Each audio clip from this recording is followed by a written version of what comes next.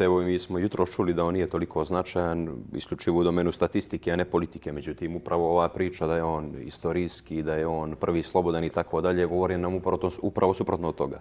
Dakle, da je to ipak nekakva politička kampanja. Jer da nije, ne bi se govorilo o prvom slobodnom popisu, istoriji i tako dalje i tako dalje. Ja stvarno mislim da je pretenciozna teza govoriti o prvom slobodnom popisu, jer zbilja ne mislim da je nekom bio problem da kaže koji jezik govori, koliko ima članova domaćinstva i tako dalje i tako dalje. Ja se plašio nečega da li to može kazati. Ako govorimo o nacionalnom i vjerskom dijelu, dakle, ajde da se bavimo malo statistikom, a ne isključivo politikanstvu. Ako uporedimo sve popise prethodne, dakle, tu nema velikih oscilacija. Dakle, kad je u pitanju religija, to je jedna konstanta. Kad je u pitanju nacija, tu je bilo oscilacija, ali ne bih nikako rekao na štetu bilo koje manjinske zajednice, nego možda i one najveće zajednice. Ako uporedimo njihovu brojnost, odnosno crnogorskog naroda, govorim na popisu 90. 81. i tako dalje, 91. sa onim iz 2011. Što više, dakle, istraživanja koja su radili u civilnom društvu, koja su objavljena prije nekoliko mjeseci, pokazuju da, dakle, tu nije došlo do nekih velikih promjena. Dakle, broj Srba, Crnogoraca, Muslimana, Bošnjaka, Albanaca i tako dalje, gotovo identičan u nekoliko procenata. Tako da ako neko misli da će zbilja da napravi neku drugačiju nacionalnu strukturu Crne Gore, mislim da je to pretenciozno. Na posljedku, mislim da je vrijeđanje inteligencije naših građana da je neko spreman baš za 2 godine promijeni svoju nacionalnu pripadnost. Dakle, mislim da je to isto tako pretenciozno očekivanje i dakle, mi nemamo nikakve iluzije u tom smjeru.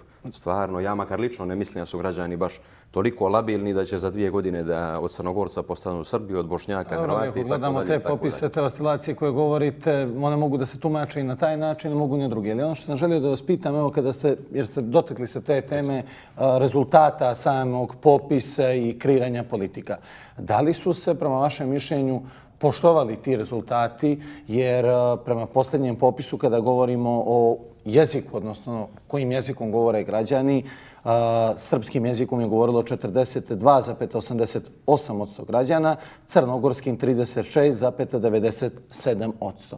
Ipak službeni jezik u upotrebi samo je crnogorski, nemamo srpski. Kako gledate?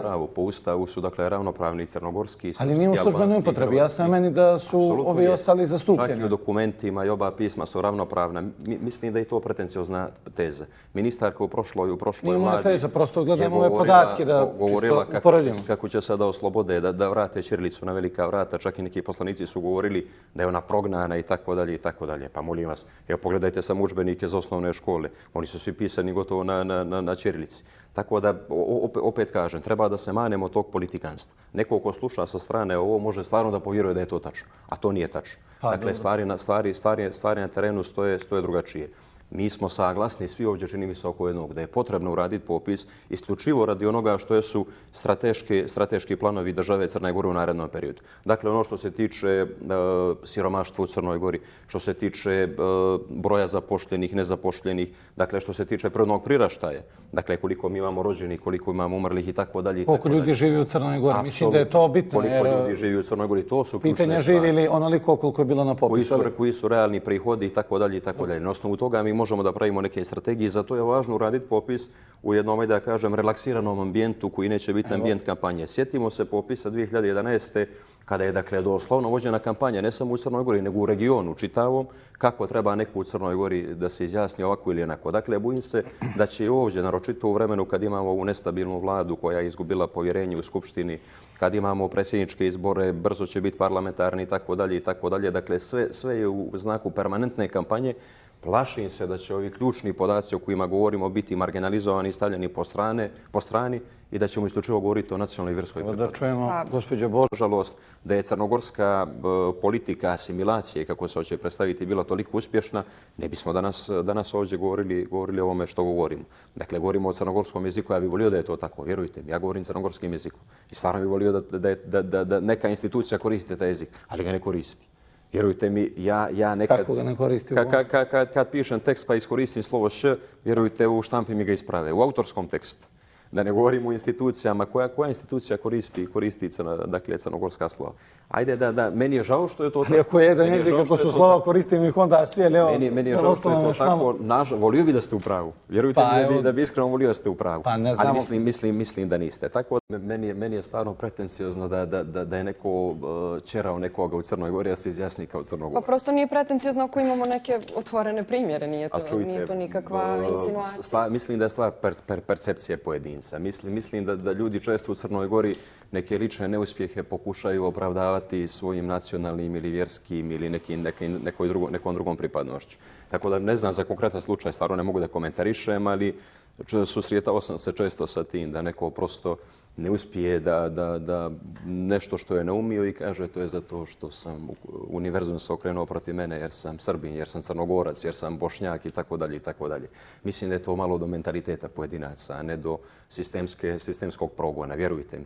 Da je upravo malo prije smo govorili o tom oslobođenju od prije 2 godine kao da je 45. bila, ne 2020. Gdje smo imali dakle ogroman broj službenika državne uprave koji su recimo svojim potpisom otvoreno podržali takve procese u prosvjeti, u policiji, u zdravstvu i tako dalje i tako dalje. Ja se pitam otkud te tolike desetine hiljada ljudi u javnoj upravi kad su bili pravljeni koncentracioni logori praktično za te ljude, kako su govorili neki lideri u prethodnom periodu. Mislim da se ne bi baš puno ljudi složilo sa vama da nije u pitanju neki vid oslobođenja. Čujte, dakle, broj ljudi koji je saglasan sa mnom ne govori o tome da li govorim istinu ili ne. Može svi da kažu da nije tako, dakle ja tvrdim da su ovo činjenice.